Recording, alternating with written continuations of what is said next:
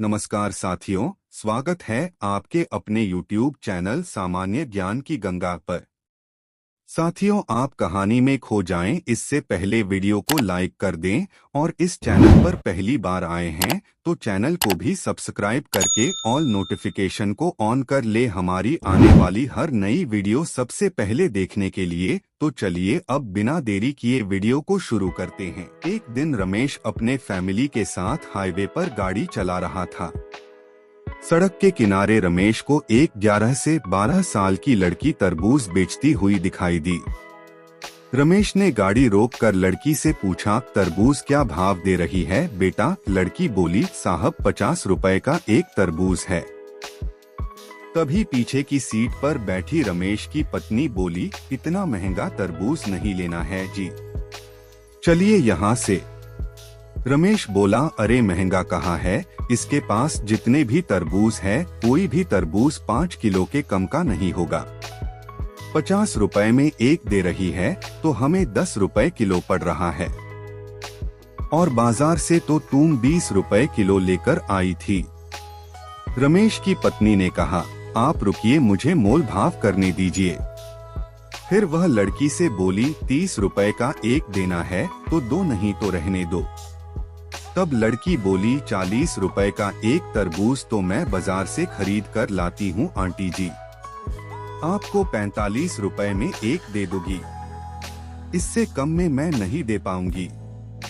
रमेश की पत्नी बोली, झूठ मत बोलो बेटा। उसने खिड़की से झांक रहे अपने 5 वर्षीय बेटे की तरफ इशारा करते हुए कहा, सही रेट लगाओ, देखो ये तुम्हारा छोटा भाई है ना, इसी के लिए ले रही हूँ, थोड़ा सस्ता कर दो। लड़की ने उस सुंदर से बच्चे को देखकर एक तरबूज हाथों में उठाते हुए गाड़ी के करीब आ गई। फिर लड़के के गालों पर हाथ फेर कर बोली, सचमुच मेरा भाई तो बहुत सुंदर है आंटी। रमेश की पत्नी अपने बच्चे से बोली, बेटा दीदी को नमस्ते बोलो। बच्चा प्यार से बोला, नमस्ते दीदी। लड़की ने गाड़ी की खिड़की खोलकर बच्चे को बाहर निकालते हुए बोली, तुम्हारा नाम क्या भैया? लड़का बोला, मेरा नाम शिवा है दीदी। बेटे को गाड़ू से बाहर निकालने के कारण रमेश की पत्नी कुछ असहज सी हो गई और तुरंत बोली, अरे बेटा इसे वापस अंदर कर दो, इसे डस्ट से एलर्जी है और इन्फेक्शन हो जाता है। लड़की उसकी आवाज पर ध्यान न देते हुए लड़के से बोली, तुम तो सचमुच में बहुत प्यारा है रे भाई, तरबूज खाएगा?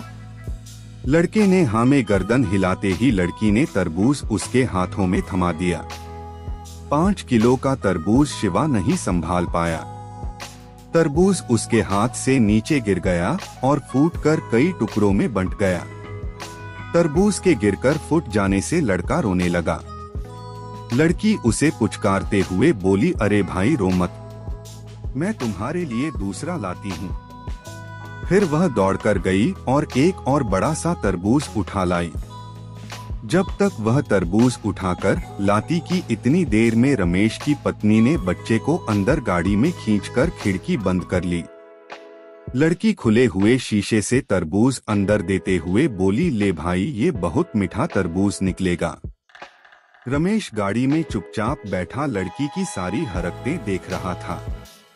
रमेश की पत्नी लड़की से बोली, जो तरबूज फूटा है मैं उसके पैसे नहीं दूंगी, वह तुम्हारी गलती से फूटा है।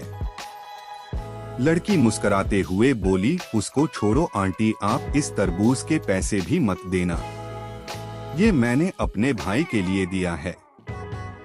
इतना सुनते ही रमेश और उसकी पत्नी दोनों एक साथ चौंक पड़े। तभी रमेश बोला, नहीं बिटिया, तुम अपने दोनों तरबूज के पैसे लो। फिर 100 का नोट उस लड़की की तरफ बढ़ा दिया। लड़की हाथ के इशारे से मना करते हुए वहां से हट गई और अपने बाकी बचे तरबूजों के पास जाकर खड़ी हो गई। रमेश भी गाड़ी से निकलकर वहां आ गया। आते ही बोला, पैसे ले लो बेटा, वरना तुम्हारा बहुत बड़ा नुकसान हो जाएगा। लड़की बोली, माँ कहती है जब बात रिश्तों की हो तो रिश्तों में नफा नुकसान नहीं देखा जाता। आपने शिवा को मेरा भाई बताया, मुझे बहुत अच्छा लगा। मेरा भी एक छोटा सा भाई था मगर। रमेश बोला, क्या मगर क्या हुआ तुम्हारे भाई को? तब वह बोली, जब वह 2 साल का था तब उसे रात में बहुत तेज बुखार हुआ था। सुबह माँ हॉस्पिटल में ले जा पाती उससे पहले ही उसने दम तोड़ दिया था। मुझे मेरे भाई की बहुत याद आती है।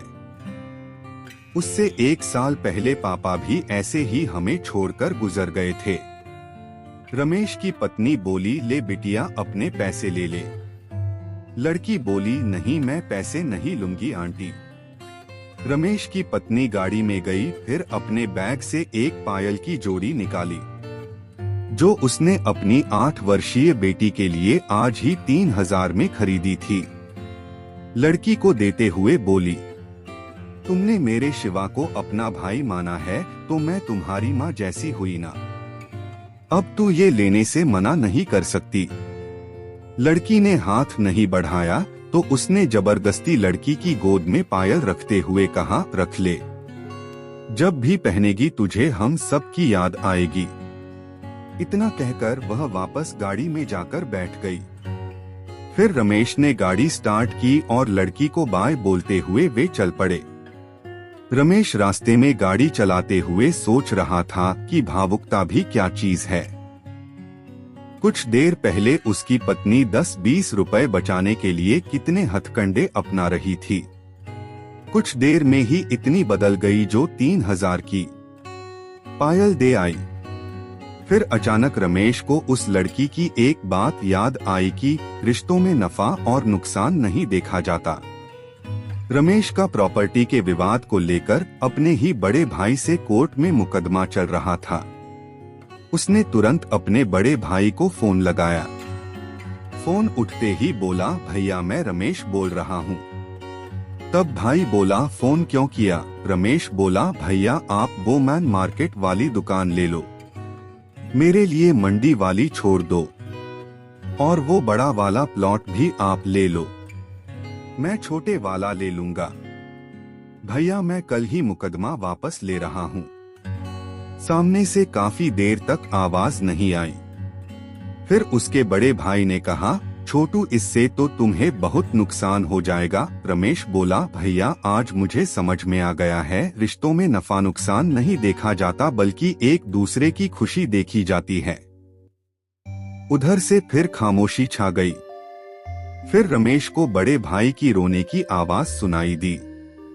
रमेश बोला, आप रो रहे हो क्या भैया? बड़ा भाई बोला, इतने प्यार से पहले ही बात करता तो सब कुछ मैं तुझे दे देता रे। अब तो जल्दी घर आ जा, दोनों प्रेम से बैठकर बंटवारा करेंगे। इतनी बड़ी कड़वाहट कुछ मीठे बोल बोलते ही न जाने कहां चली गई थी। कल जो 1-1 इंच जमीन के लिए लड़ रहे थे वे आज भाई को सब कुछ देने के लिए तैयार हो गए थे। कहानी की सीख, त्याग की भावना रखिए। अगर हमेशा देने को तत्पर रहोगे तो लेने वाले का भी हृदय परिवर्तन हो जाएगा। याद रखें, रिश्तों में नफा नुकसान नहीं देखा जाता। अपनों को करीब और अपने रिश्ते को बचाने के लिए अपना हक भी छोड़ना पड़ता है। साथियों, हम आशा नहीं पूरा विश्वास करते हैं कि हमारी ये वीडियो आपको जरूर पसंद आई होगी, और यदि वीडियो पसंद आई हो तो वीडियो को लाइक करें, कमेंट करें, और चैनल पर पहली बार आए हैं तो चैनल को भी जरूर सब्सक्राइब करें हमारे आने वाली हर नई वीडियो सबसे पहले देखने के लिए। वीडियो देखने के लिए आपका बहुत बहुत धन्यवाद।